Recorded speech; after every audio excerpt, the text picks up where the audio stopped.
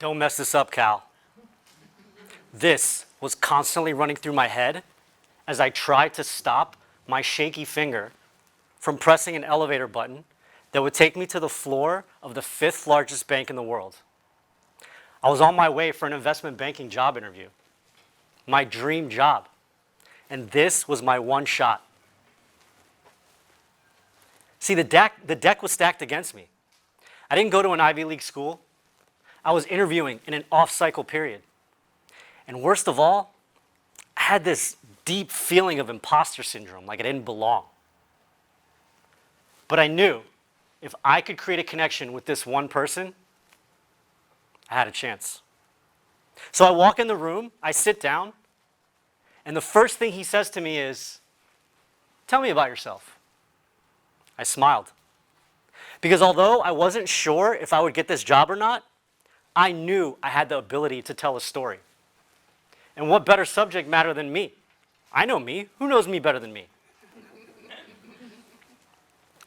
I got the job.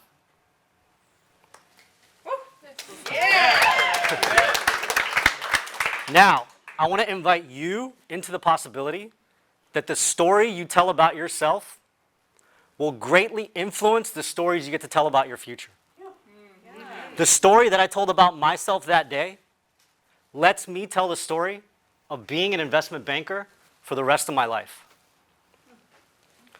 So after several years at that job, I felt like something was missing. I realized that money and success doesn't solve all your problems. So I decided to leave just before the financial collapse of 2008 to travel around the world for a year. And when I came back to New York, an interesting thing had happened. The whole economy was in shambles. Now, doctors, lawyers, bankers were starting to question why they're doing what they're doing, yet still feeling so unfulfilled. And anyone who knew me would hear someone say that, they would tell them, "Oh, you need to talk to Cal." So over the course of the next 2 years, I had over 300 conversations with people. And I got really good at telling my story because I would pay attention to the parts where they would perk up, or the parts where I would lose them, or the parts of the story that they just couldn't help but interrupt to ask a burning question. And every time I told my story, I tried to make it just a little bit better. Then I had one interaction that really made me realize how powerful this was. I went to a technology event, and the most prominent venture capitalist in the industry was there. Everyone was clamoring to talk to him. As I approached him, he was cold, disinterested, and looking for the exit. He sees me and says, "So what do you do?" And I told him my story. And as I was telling him my story, I could see his whole demeanor change. He turned towards me. He paid attention. He was interested. And at the end of that conversation, he asked me for my contact details. Now, I've told my story thousands and thousands of times. And in telling my story thousands of times, I've gotten really good at the art of introducing yourself and telling your story. And now, I'm going to share 3 things with you that I've learned. Ready? Ready. Yes. Okay. The first thing I learned are the 4 attributes that you need in order to have a strong opening. Those attributes are, your story needs to be accurate, it needs to be humble, it needs to show your values, and it needs to be slightly intriguing or mysterious. See, this last one allows for questions to be asked, which then provides a roadmap for conversation. Before I learned these attributes, when someone would say, "What do you do?" I would say, "Oh, I worked on Wall Street and then I left to go travel."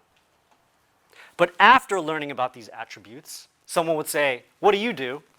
I would say, "I worked as a leveraged finance investment banker on billion-dollar transactions on Wall Street. But then I felt like something was missing, and so I left to go travel." See the difference? One way you just list what happened. The other way gives you insight into the types of decisions that I made. It shows you my values.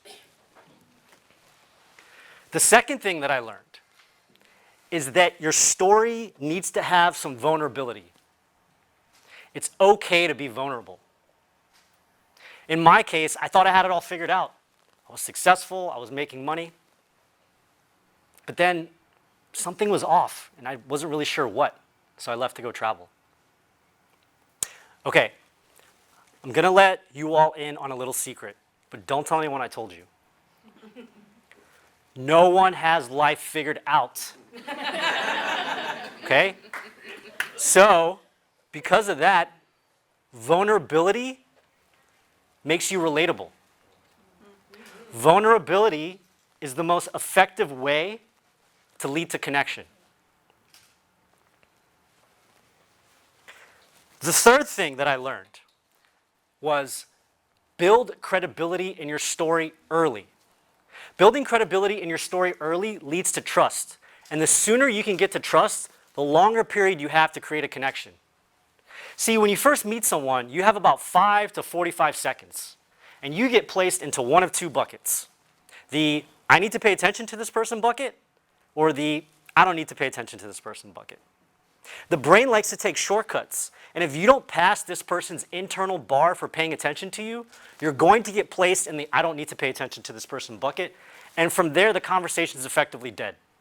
Or at least it's really hard to come back from that. Look, in an ideal world, every person you would meet, you would sit down for an hour and you'd really get to know each other. But these days, it's just not realistic.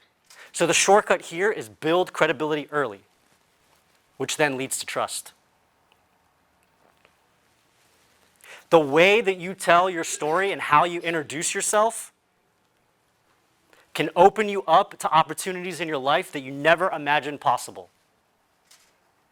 Suddenly, I found myself being invited to most exclusive events, dinners, conferences, private parties, with some of the most powerful and interesting people on the planet. And when I would meet these people, they were motivated to share their wisdom. They wanted to help me. They wanted to open up their Rolodex. Now, wherever I go, I'm able to connect with people much easier.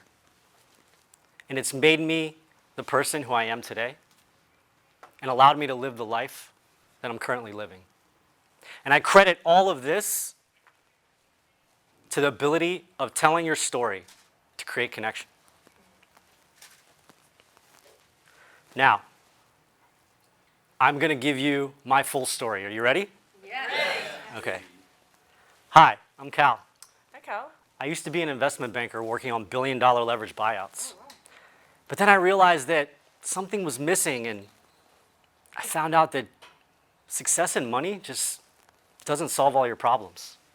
And so I decided to leave and travel around the world for a year. And on that trip, I visited almost 30 countries. And when I got back, I eventually went on to start my own consulting company, where I advise businesses on strategy and finance. I'm also a coach and a speaker, helping people learn how to tell their story to create connection. I've lived in New York City, Los Angeles, Bali. I've traveled all over the world and been blessed with the opportunity to have access to some of the most amazing experiences and meet some of the world's most interesting people. So the next time someone asks you to tell your story, keep in mind, this is an invitation to connect. And remember, the story that you tell about yourself today will greatly influence the stories you get to tell about your future. Thank you. Yeah.